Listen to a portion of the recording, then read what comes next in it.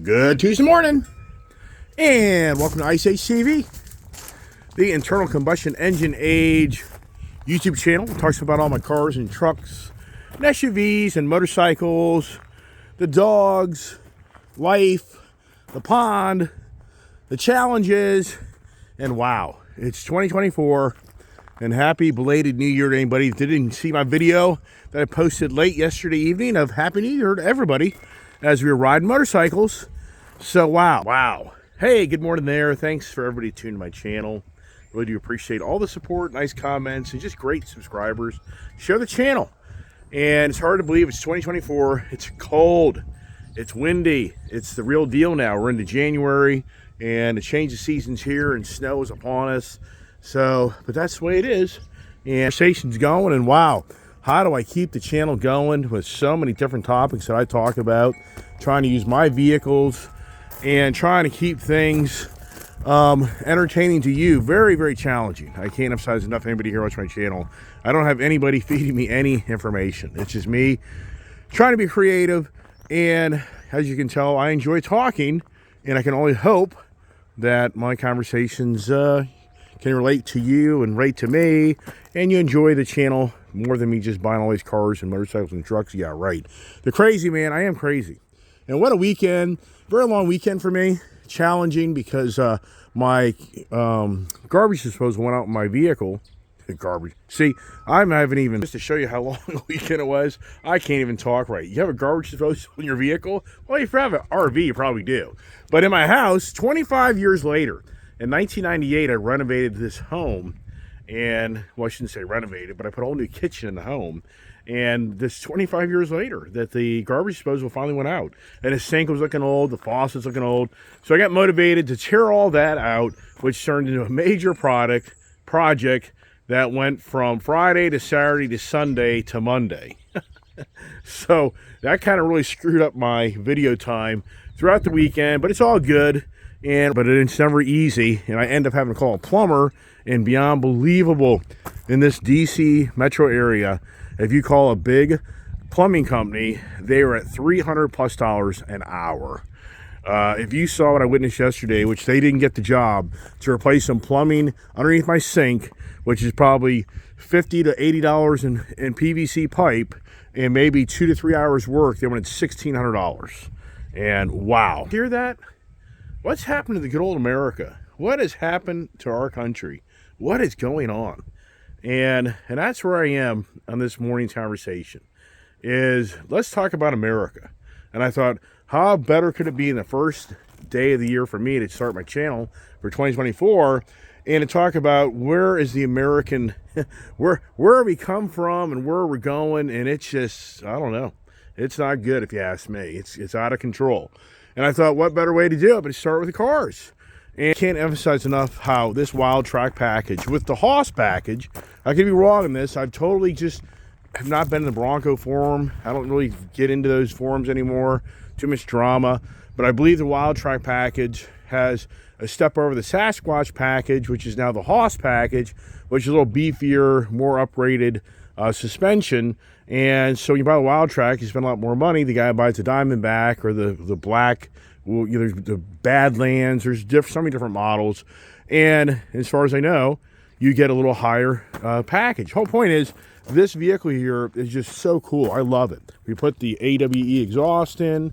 I have 5 dogs now to manage as I go to the barn, so it's not easy being me, the Iceman. That new exhaust makes this thing even more fun. The Dar loves this thing. I love this thing. I could so easily get rid of my Bronco Raptor and be every bit as happy in this vehicle.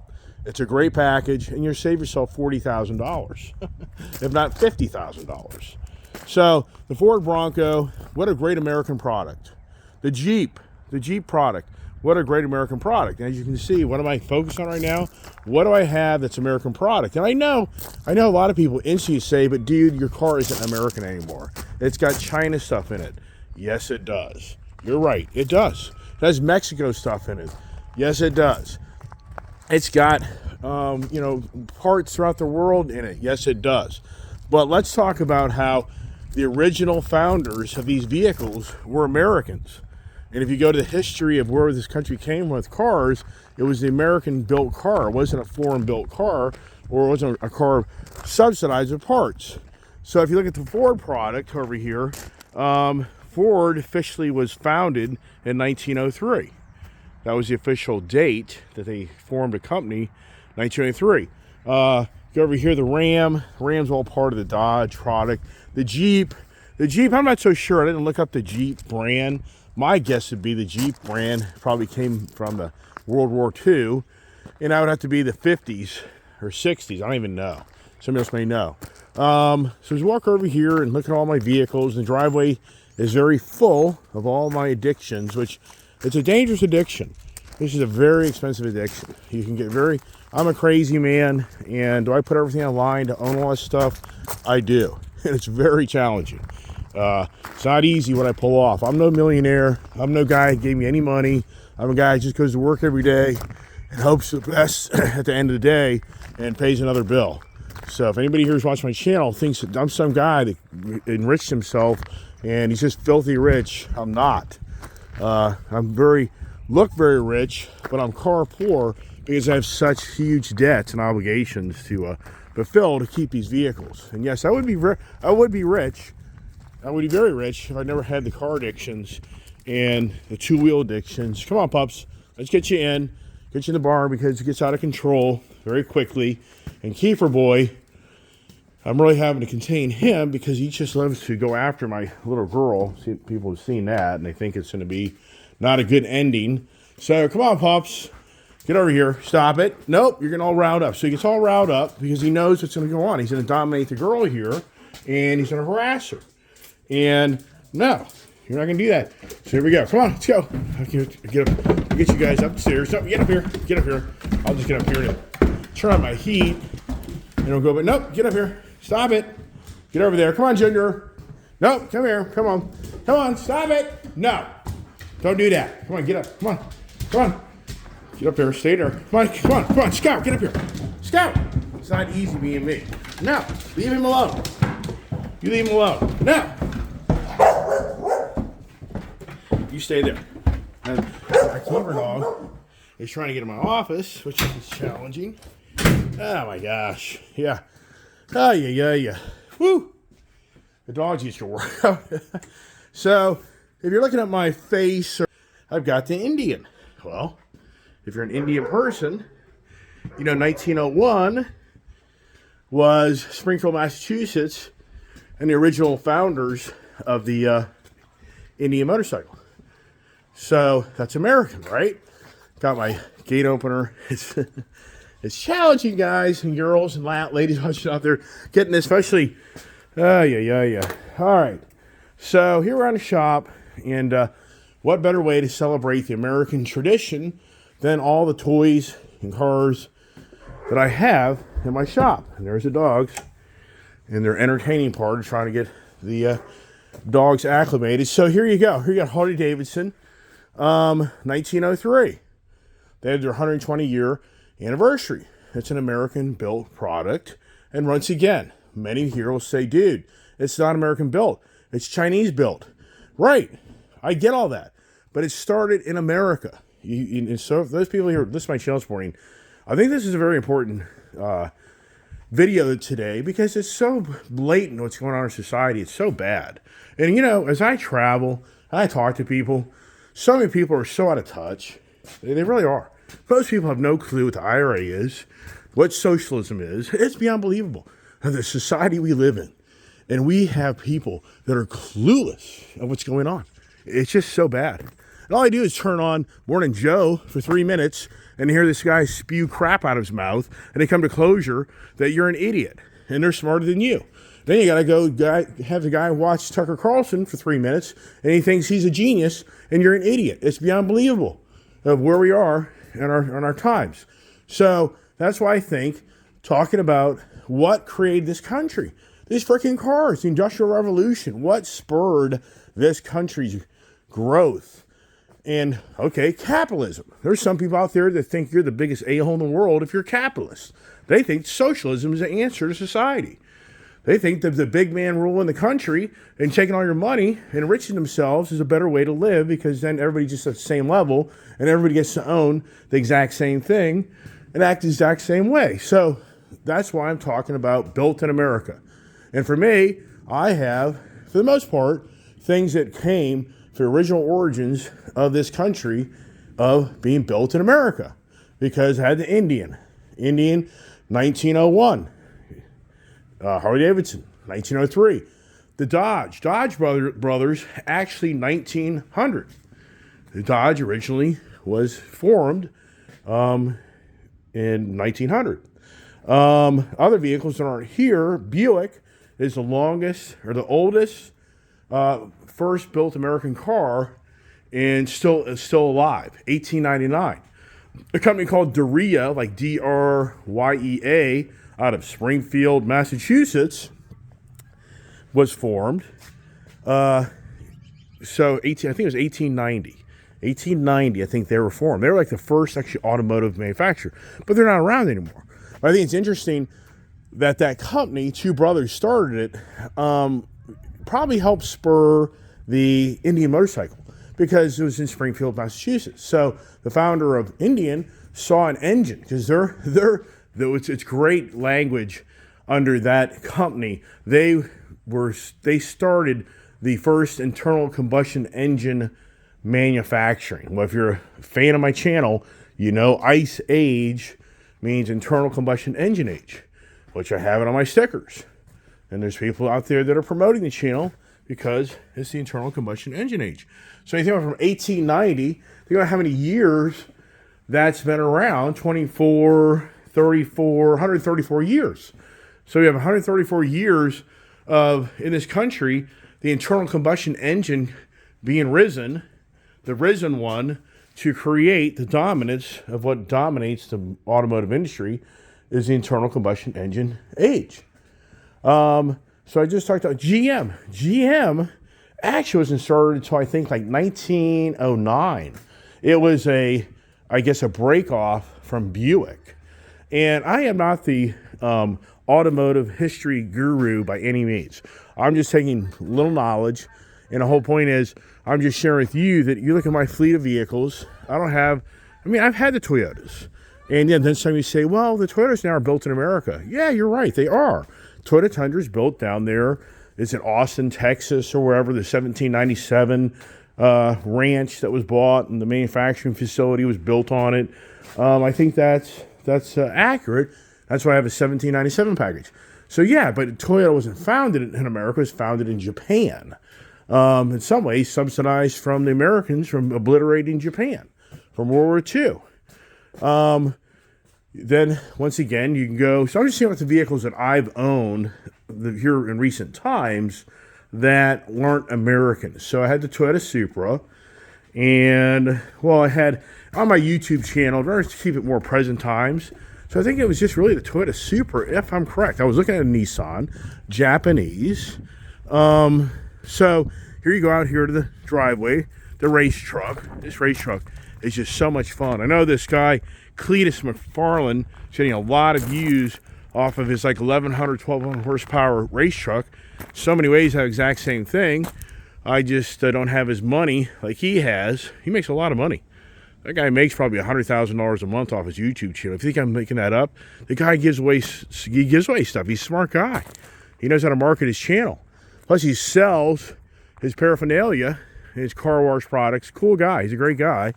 So, but he's got a lot of video on his own race truck that looks like mine, or mine looks like his, right? So for me right now, I'm the American kid. If you really look at my car collection, I'm the true American kid. But once again, people say, but it's not American. It's now China product. Yes, correct. That's why I'm making this channel this morning. My first video of the year of 2024 is to talk about how ridiculous it is of where we are in today's world, of the economics, of the agendas, and what has risen our country to be the biggest #1 global power of the world because of, in so many ways, the automotive industry. It surely did make us an incredible, powerful country from the road infrastructure, the gas station infrastructure, I mean, the automotive dealership infrastructure. If you think about how many jobs are tied to these vehicles, it's incredible. Some people will say, you know, this guy really is just all about him, very greedy, he enriches himself, and it's just all about him. I think, yeah, you're so wrong, you're so delusional. You think about every car I own, about every car salesman made a commission off of me. Every car dealership made a commission off of me. Every manufacturer made a commission off of me. Every bank that's making money off of me from giving me money to pay them back on interest payments. The insurance companies, all the monies they get. The service guys that service my vehicles when I go to the service dealership. I mean, I can go through the list of all the people that I'm supporting through my addictions and habits, and you are too. Anyone who owns a car, you are helping others in so many ways in life to have a job and to have an income, and it's huge. But yet, we're on a doorstep of all of that is being forced upon us to be a radical change, to go from what was the real true beginnings of our country to it's being transferred into not so much. We're transitioning into the real origins of the Chinese because of the EV infrastructure, EV technology. I mean, just bottom line is China is so far ahead of us in the EV infrastructure, building EV vehicles. So in so many ways, China, you could have a Chinese kid, some Chinese guy over in China right now, walking around and showing what has driven the prosperity to China, never seen before, is the automotive world that their country has now created to be, in many ways, the biggest automotive manufacturing country in the world as time progresses, and taken away from the Germans, the Volkswagen, the BMW, the Mercedes-Benz, to the British, from their British products, from us, the Americans. So if you just think about what Chinese are doing to the world market, they're circumventing so many of those that enrich themselves through the Chinese work labor and the way they do business over there versus over here. And so here we are with the vehicles that we own here that, well, let's go to the motorcycles, back to motorcycles. We come over here, look at the Honda product, which I'm a big fan of the Honda product. And sure, the ATV is built down there, I believe, South Carolina. And the side-by-sides. So, Japanese product. But here's what's so interesting about what I'm trying to convey to everybody this morning on my channel is it's ironic of where we are in today's society. When I was growing up, the Ford Mustang was not the greatest car to go buy because I came, that was the late 70s, early 80s. Does anyone remember the really just hideous Ford Mustang product? And back in that time, if you really were the person that wanted a really quality built car, I don't think you were going to buy a Ford Mustang. If you had the money to buy a 240Z, 260Z, or 280Z, or a Toyota Celica GT, I think you may have leaned in that direction because the Japanese were building a far better product than the American product. And we know that. We all know that it's borderline a running joke of the quality of the American cars. I mean, I hear all the time a guy will say to me, oh man, you got that Ford F-150 truck, that thing's going to be a bucket of bolts. I own a Toyota Tundra.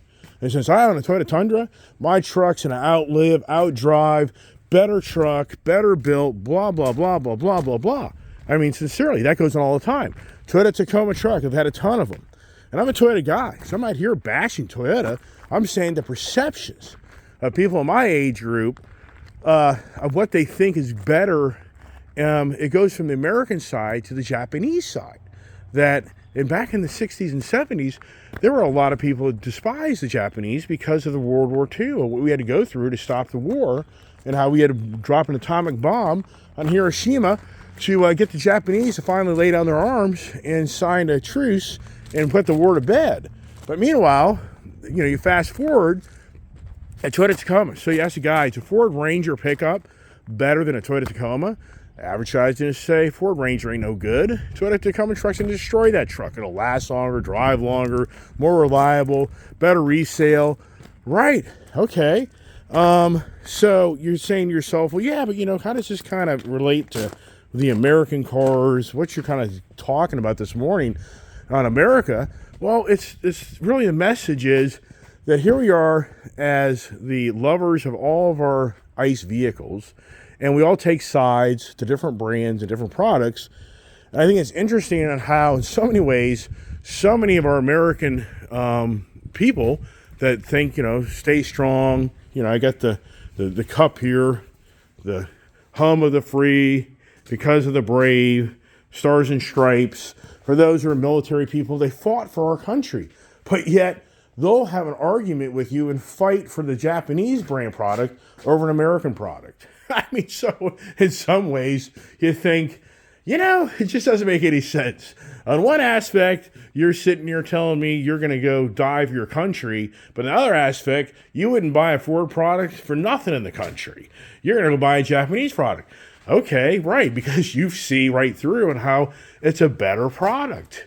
And you think that your money spent is better spent that way. I get all that. It isn't criticism, but what this kind of goes into is on how our country has transitioned into the China machine, because every one of these vehicles in here has a China-made component.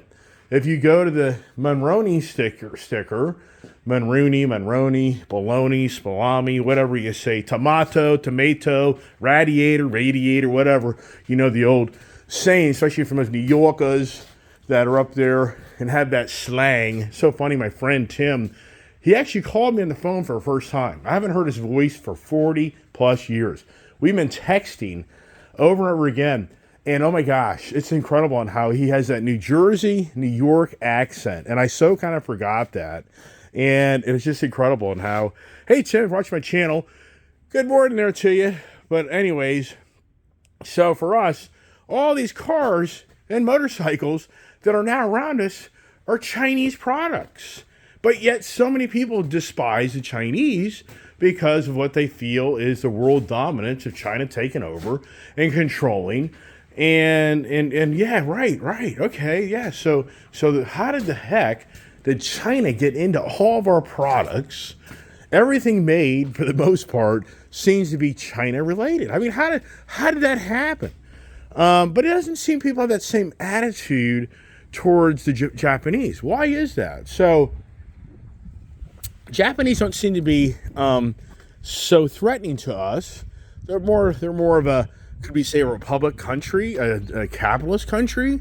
They don't seem to be so rigid on their way the government rules their country, dictatorship. So, and they seem to make really good products. And it seems like the Japanese go the extra mile to give you a really good product, versus the Chinese seem to always cheat the system to give you a product. And that's the running joke that most people will tell you is you go buy something from Home Depot, Lowe's, Costco, and yeah, it's really cheap. And so you buy something that's from China and you get it dirt cheap, but you just buy it again down the road. So at the end of the day, you don't really save any money because you're just buying a product that's cheaply made. But for the immediate out-of-pocket expense, you'll buy the Chinese product, just realizing that it'll just eventually break and have to buy it again, versus buying the better American-built product or maybe even the Japanese product, and that would be more money. But people are always money conscious, and it's all about today, not so much about tomorrow. Yeah, look at me, right? It's all about today, not so much tomorrow, because a lot of money's tied up in the future of my well-being sitting here in my shop that could be sitting in bank accounts, but there'd be nothing here. All you'd be looking at is a rubber mat. You'd just be looking at an empty garage. Should I ever take that direction in my life, which, yeah, that would be brutal, but hey, you never know. So it's always a new day with the Iceman. So back to the Chinese, as I walk around in circles and share with you all my product. Loved riding I rode the Indian the other day, but riding the Triumph, I had to go pick that up on Saturday. Was it Saturday? I can't even keep track. And I had to bring that back home. And it was cold, man. Very cold. And that front windshield doesn't really seem to change anything. So that little front wind thing there doesn't really seem to change on how the air comes off of you. So back to the Chinese. So what's going on with the Chinese? Why do we despise the Chinese? Well, we know it's a dictatorship in our view. It's a communist country in our view. They don't seem to play the same level of life as we do, and that's where the problem begins. And it's cold out here, and I'm going to get upstairs and quit walking around in circles. You're probably getting seasick or car sick or whatever because I'm walking around in circles as I try to give you another video that talks about the American-built cars and where we came from and where we're going. And come on, pups, get up there. And come on, Keith. All right, so everybody's, you didn't destroy anything yet. Right, as we get up the stairs here. Heater's on, so it's a little better. Good pups. All right, watch out there, Keefy boy. Not easy. Trying to keep the Keefy boy entertained and you entertained as we sit down. Continue the morning conversation. So the Chinese impact, and what's interesting is if you go back to the Nixon era, Richard Nixon, like anybody's a fan of that guy, right? That got caught. He got caught. A lot of other guys just don't get caught. That's the thing about life is, do you get caught on your dirty behaviors or do you escape the system, which China in so many ways. Come on, Keith. You gotta move up, dude. I gotta get up to my camera. My dog's sitting here blocking my way.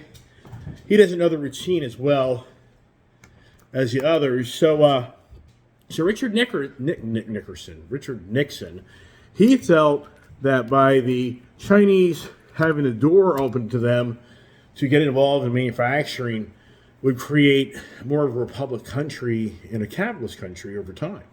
How wrong was he, right? Yeah. Mr. Liar, yeah. What politician? Yeah, are you kidding me? Not defending that guy, but I'm just saying, I was a young kid watching that go on. So, going back to why did China, where did the whole China thing start? And I always kind of thought to myself, it was the NAFTA. It was the North American Free Trade Agreement between Mexico, U.S., and Canada.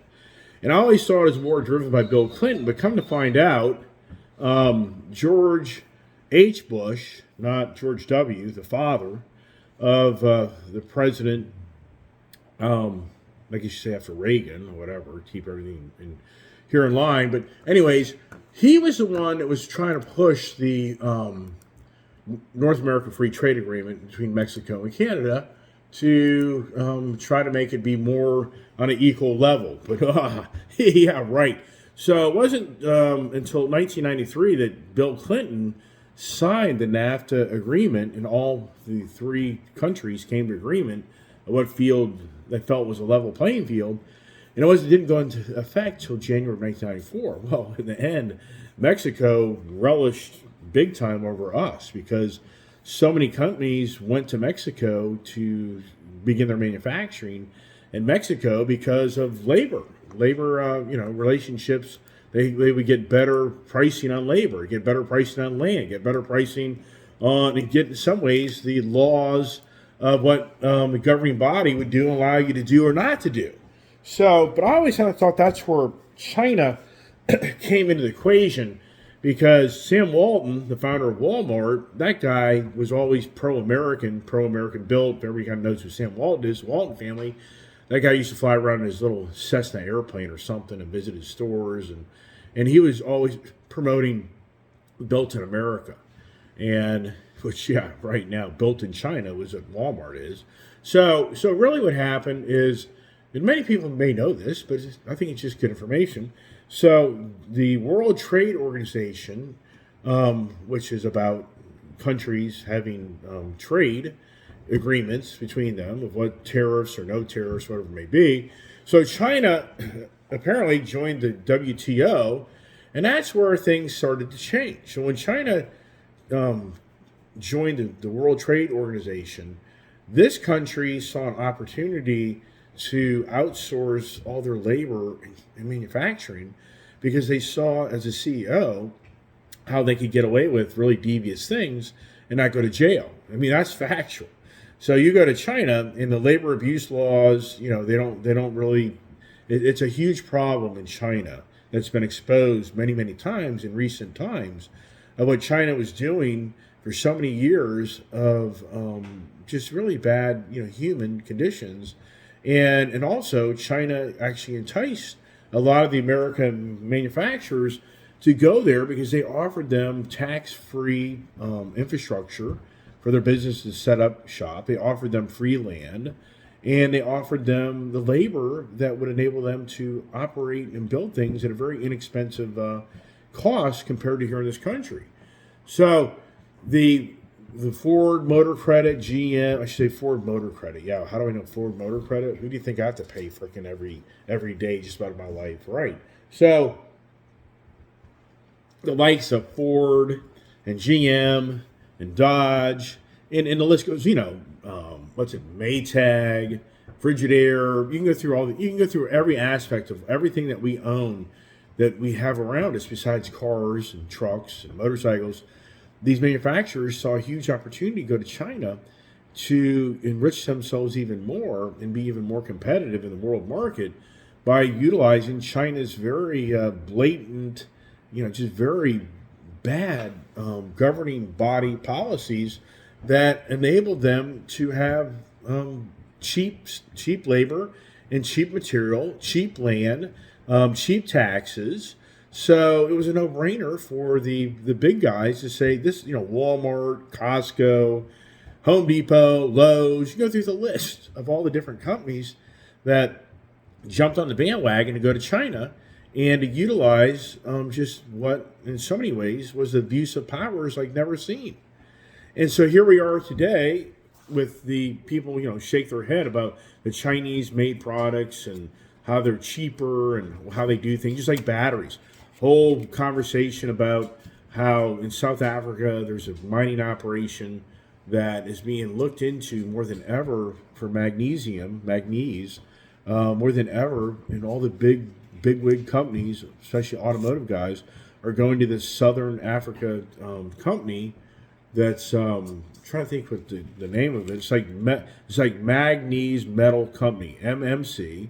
And this company is starting to get recognized more than ever because of how it processes manganese. So the Chinese use sodium dioxide to enrich the manganese to be at the level it needs to be finished product to be used in batteries. And then this company MMC uses like selenium dioxide.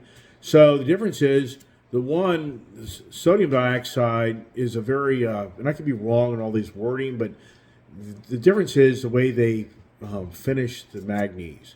And so for the Chinese-made product, it's a very human health issue. That if you breathe this stuff, you're going to have lung cancer, you could have even brain problems. It's a very dangerous product of processing, but it's a cheaper way of doing it because of the product and materials they use. This MMC company is a more clean, more user-friendly type of way of making manganese, which is key ingredients to these electronic devices and batteries. And so they're being right now just hammered on by major global companies wanting to set up shop and have a relationship with them for the future electric vehicles and batteries.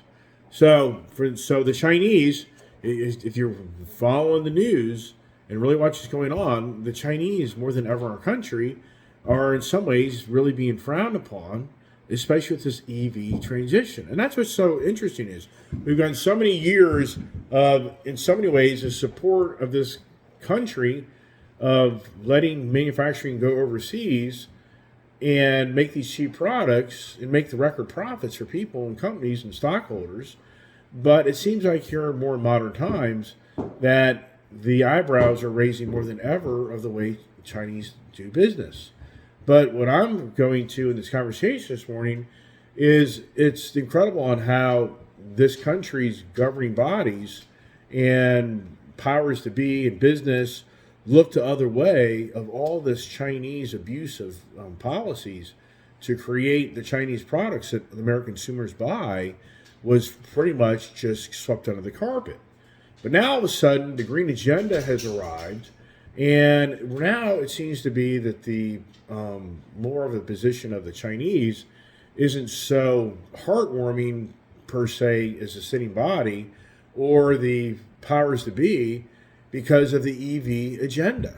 And that's where I think this is just incredible in how you had a whole American infrastructure of automotive cars being built for so many years that then was outsourced to Chinese to enrich themselves even more. But yet now the EV agenda and the green agenda here stateside, the Inflation Reduction Act, is going to take that all away. Because now Joe Biden's policies that are in some ways following Donald Trump's policies of trying to bring back the jobs to our country, the Chinese and Donald Trump signed a deal of a trade agreement with the Chinese back in like 2018 or 19. It was never fulfilled, but the whole point was Donald Trump was trying to get more of a handle on playing on a level playing field with the Chinese importing and us exporting, and everyone remembers that, and that's where Donald Trump was getting called out because, excuse me, he put such heavy tariffs on their products, and the Chinese started to feel that pinch because of the higher priced products that were now coming from China, which were putting higher priced products for consumers. So a lot of people were calling out Trump that he was creating the higher cost of things because of his tariffs on the Chinese product. And the Chinese were not happy with Donald Trump because he was starting in some ways to accomplish the slowdown of imports of the Chinese goods. Because they just didn't make, you could buy products somewhere else in the world that would be maybe a better product for same or more money, or maybe in some instances less money. So it started changing the dynamics of China. So you come up to the EV agenda with Joe Biden, and now we have a sitting president and administration and Joe Manchin, who signed off at the last second to allow the Inflation Reduction Act bill to come into force.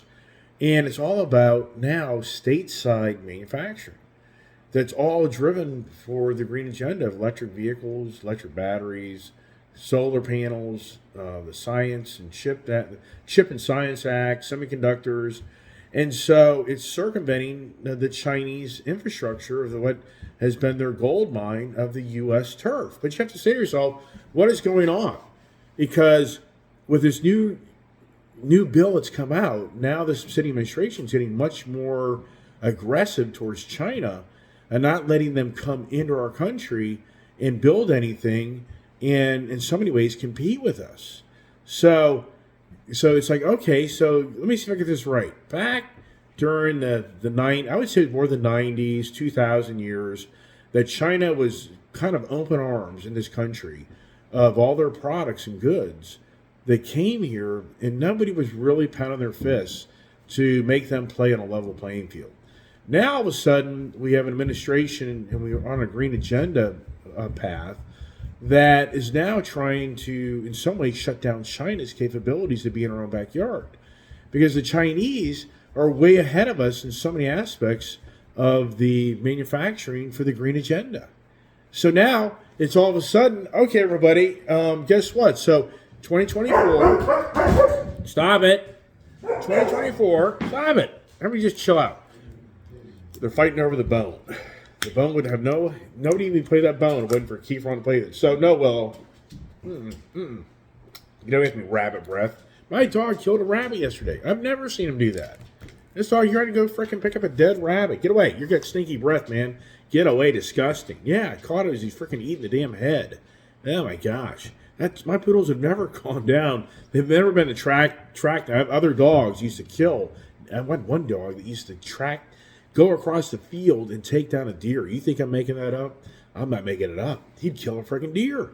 It drove me nuts. I'd have deer. People are like, well, cut it out. That's not who I am. I'm not the hunting guy. So anyways, now with all the policies that are coming in effect 2024, the Ford Mustang Mach-E just lost the new tax credit. There were like 24 electric vehicles, to kind of give you a breath what's going on. Over the last few years, the government has subsidized people buying electric vehicles where you get a tax credit of anywhere from like $3,500 to $7,500, and you could write that off your taxes. Well, starting January 1st, 2024, the dealership immediately gives you that tax credit, and the government reimburses the dealership. So if you go buy a brand new Ford F-150 truck today, they're going to take $7,500 off that vehicle of a tax credit that the dealership gets back from the government. And you won't have to wait until 2025 to write that off on your tax return. But there's a guideline. Any vehicle that has more than 25% China-related battery components does not qualify. So out of 24 vehicles, there's like 13 vehicles that even qualify for this new tax credit because of the strict guidelines of the Chinese policies of the city administration wanting to force China out of the ballgame. And I've talked about it before, how Joe Biden has like a 27.1% tariff. I believe that's the number on the Chinese-built vehicles that come into our country. And he's wanting to raise that to even a higher level. And so now the whole green agenda is really more so than ever wanting to cut ties with China. But why is that? I mean, you have to say to yourself, what is going on? What does Joe Biden see and think that how he's going to accomplish this? When I've talked about it numerous times, that BYD, Build Your Dream, is right now, BYD, Build Your Dream just sold 531,000 cars, all electric vehicles, in the fourth quarter of 2023. Tesla's going to post their sales on Thursday of this week. Some are speculating to be 481,000 vehicles. BYD, out of Shanghai, China, they're gonna surpass Tesla. So Tesla is no longer going to be the number one electric vehicle producer of the world, and BYD is growing by leaps and bounds. Well, it's a Chinese company. BYD is trying to get relationships in Mexico to take advantage of the so there's a new USMC, United States, Mexico, Canada agreement. Donald Trump tore up the NAFTA agreement, and when he was under office, like in 2020, he got the USMC, new trade agreement between the three countries, and so that new agreement would give the opportunity for China to set up shop in Mexico and bring their BYD cars stateside here, which would change very quickly the dynamics and all the challenges of of us competing the American-built products. The whole point is the IRA is trying to set up shop in our country of manufacturing goods and products that will compete on a world level. But yet the city administration sees that the Chinese are going to circumvent this whole plan. So they have no choice to start getting much more aggressive against the Chinese for them to get into our space. And so once again, going back to, how come this wasn't a big issue in the 90s and 2000? Oh, wait a second. Oh, it's all about the green agenda. It's all about an agenda more than ever in our lifetime that this administration and these people that are in power that think they're going to save the world at your expense, which is going to be very extremely expensive, is the answer. And if the Chinese come in, they're going to ruin it. And why are they going to ruin it? Because this city administration doesn't want the Chinese influence per se to overtake their green agenda policies, because the Chinese aren't on the same page by any means of our green agenda policies that this country's put into place. So, wow. Oh my gosh, it's going to be incredible to witness this IRA and how it starts to play out as time progresses. I think it's going to be a failure. I mean, I really truly believe it's going to be a failure, because the other.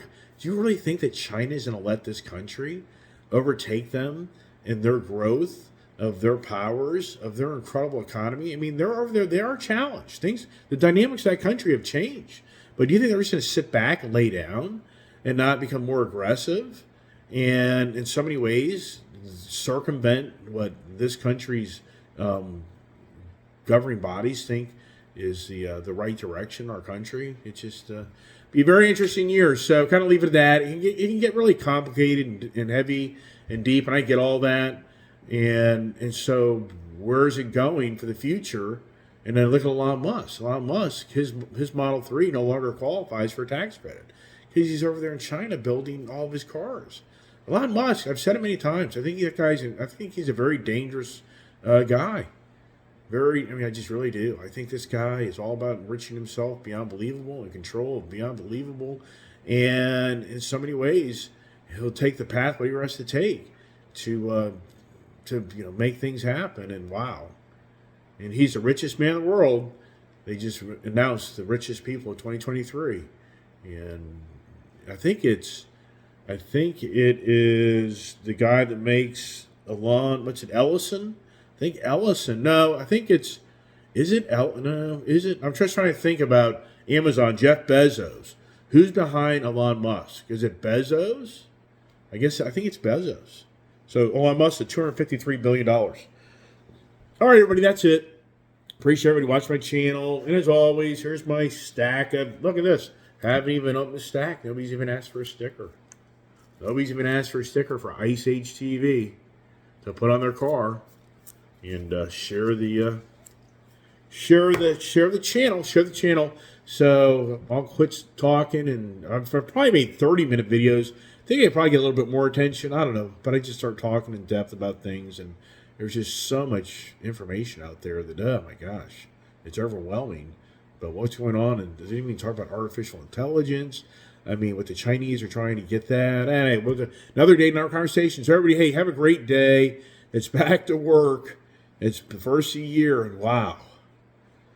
Time goes by way too quick as you progress in life. So God bless, stay safe, and have a great day.